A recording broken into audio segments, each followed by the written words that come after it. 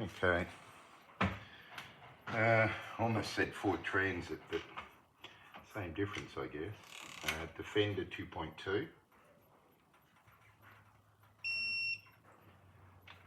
Doing the cylinder head.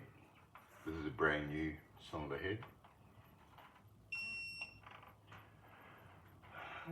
What are we up to? 4. It's a bit hard to think and talk at the same time. Talk, literally.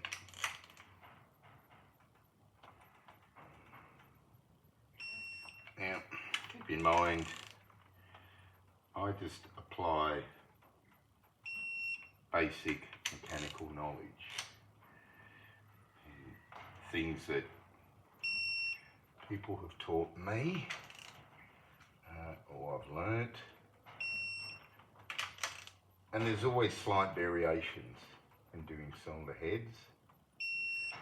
You know, we're not talking on this one a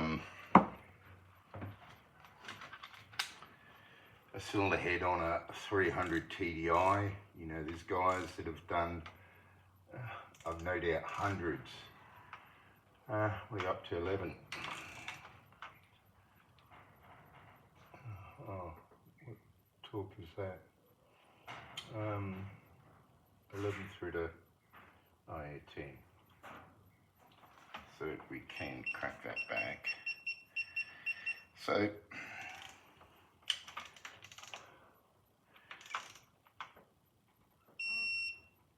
there's guys, 12, 13, that have no doubt done hundreds of cylinder heads on these 2.2s in transits and do them with their eyes shut.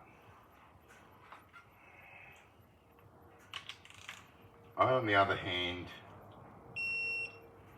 maybe do a dozen a year. So I tend to print out a page out of the Ford manual, which is this folder.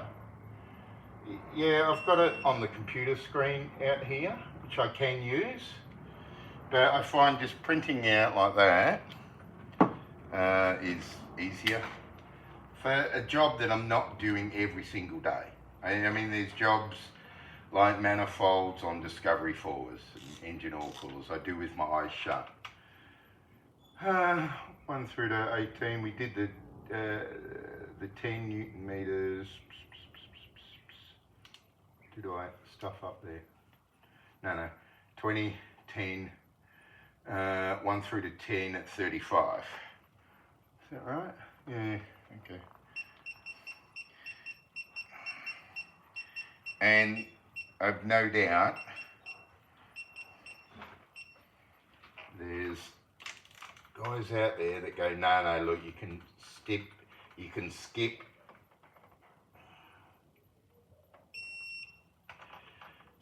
this stage and just do blah blah at this torque setting. 1 through to 10 at 35, yeah. Just seemed like a bit of a jump. And I'm sure if you look at it, and you compared the torque settings, it would all work out the same. So, nice new cylinder head. I find once you've overheated them, I suppose it's like any cylinder head, you've pretty well cooked it. There's probably a few cylinder heads out there you can remachine, but generally they're too soft. Whenever I do a hardening test on them, they're too soft. And look, I remember back when I used to do Jeeps, back in the shit days, on a petrol, the V6, you could just whack the head off, clean it up, and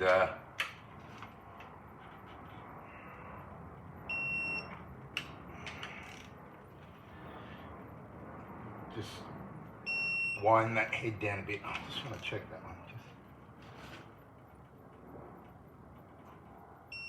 Yeah, that's right. That was 35 and 20. So there's two different head bolt sizes. That's not uncommon. So it's just to show you, you know, even professionals that are not doing them all day long, jobs you're not doing all day long, yeah, you just print it out. Print out that page from the manual and follow the procedure. Could I have guessed it? Yeah, probably. I could have used my professional guesstimate, and a lot of these I go, oh yeah, that's right.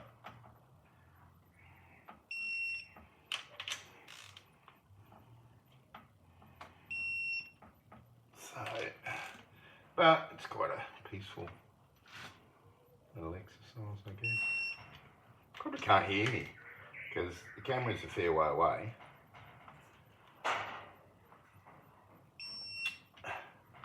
Not being a professional YouTuber, 1 through to 10 at 45.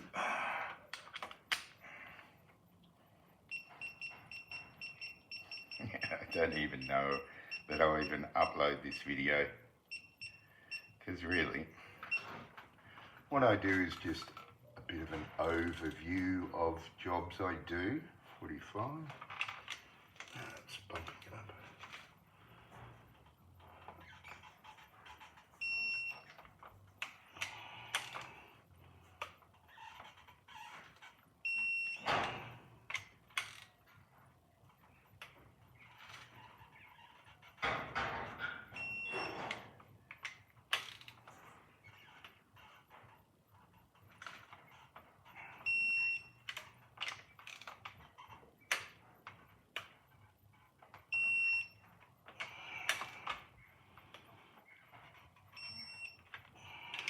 Sure, I could time lapse it if I wanted to work out time lapse software and all that, but I'm not going to.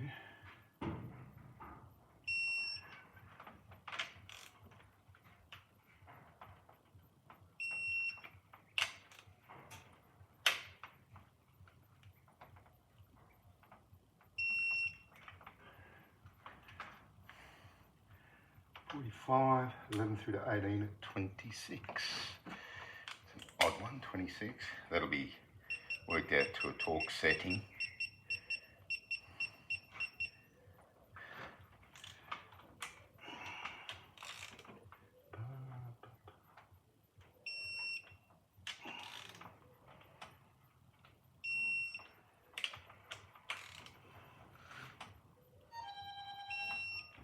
Yeah, of course.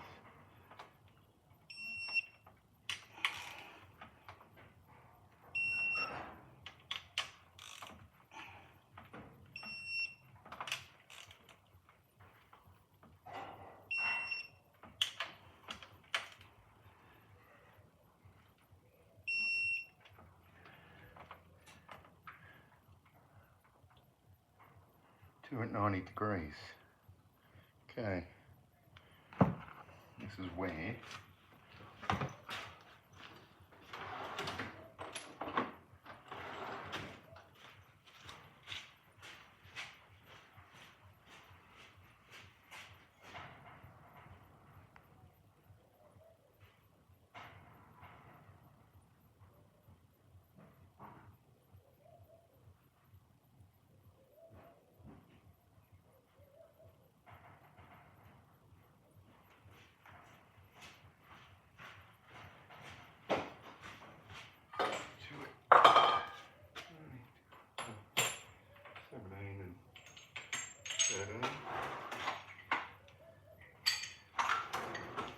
okay.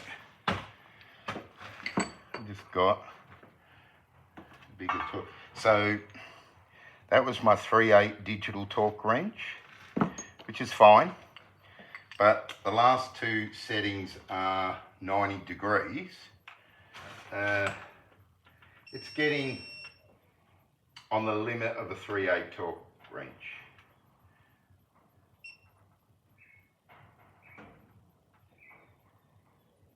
Okay. So that's where the 1/2 inch one comes in. Yeah. Yep.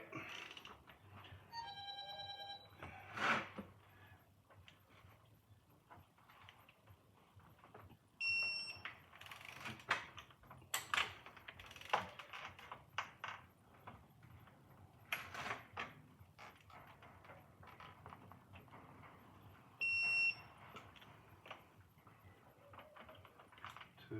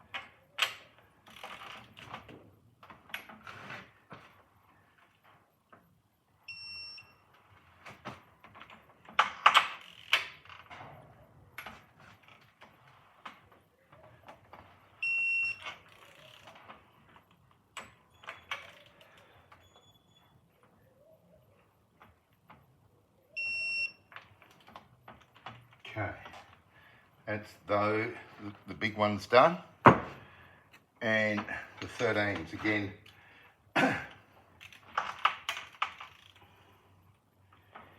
Now, when you look up,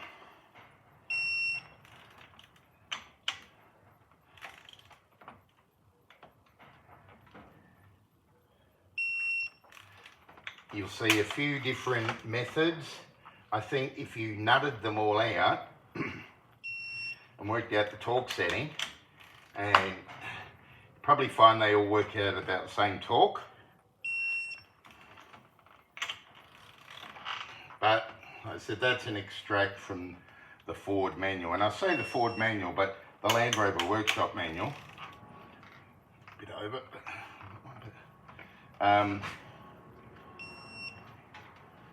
but whenever you see anything from the Land Rover Workshop manual that has got the component that you're talking about, fitting or removing in blue, you know that's an extract straight out of the Ford manual.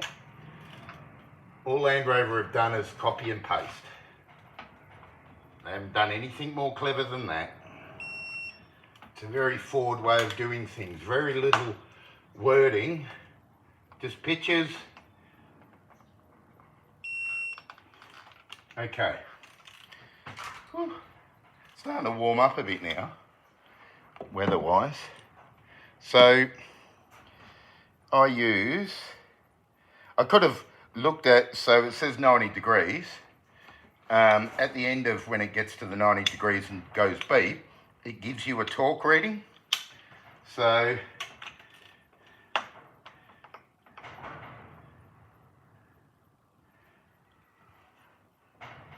yeah, I can't really get it back the other way.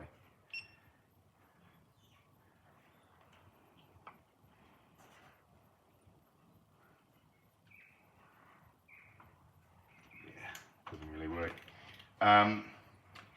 I used to write that torque reading down, and when you compare it to other methods of doing it, fine. And like I say, if somebody else comes along, says, oh, such and such is a Ford mechanic, he's done hundreds of these 2.2 transit heads, he does it like this, fine, do it like that.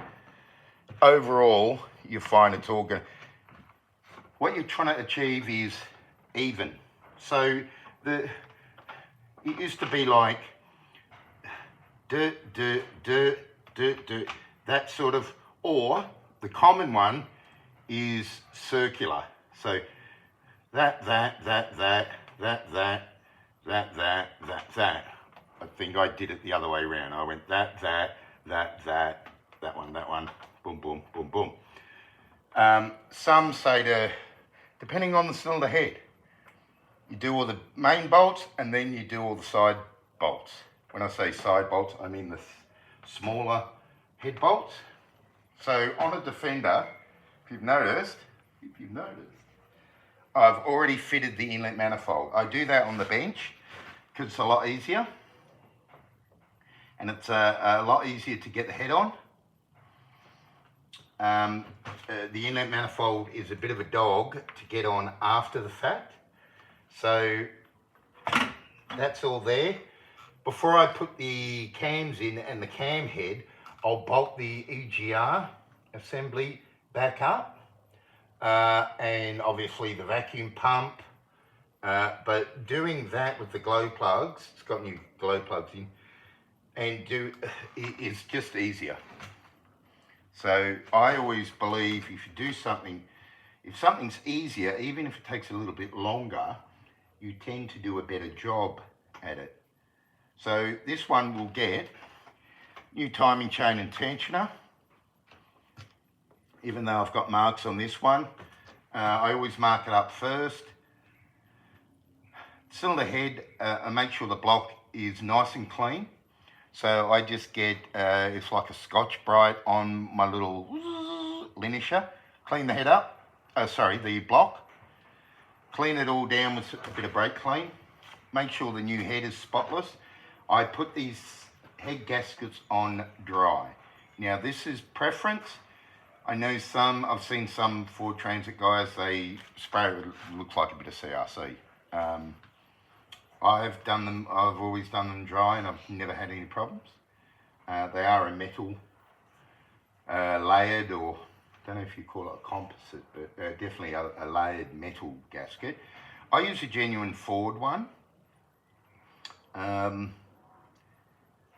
It seems better than the Land Rover one, which doesn't look like it's a genuine Ford. The genuine Ford one's got like a bronze sort of colour to it.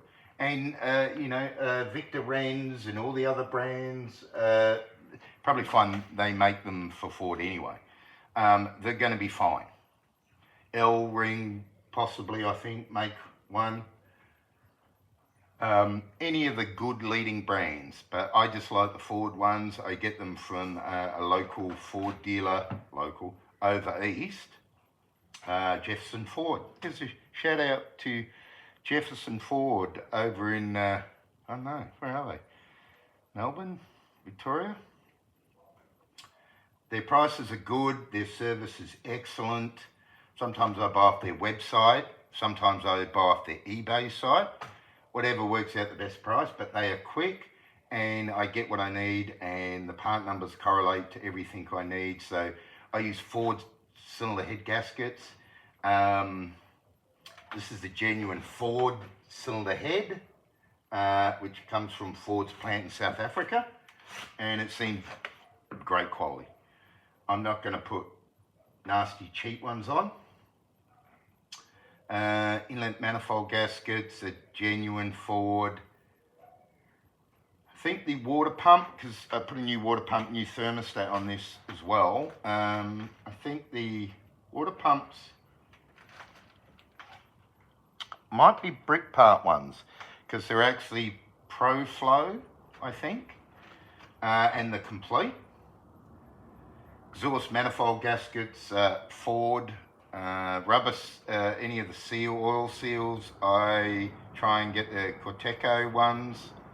Let's face it, they've been making seals for 50 million years. Front timing cover is a genuine Ford one, because I don't know, it's like $70 or something compared to the genuine Land Rover one at 300 or something ridiculous.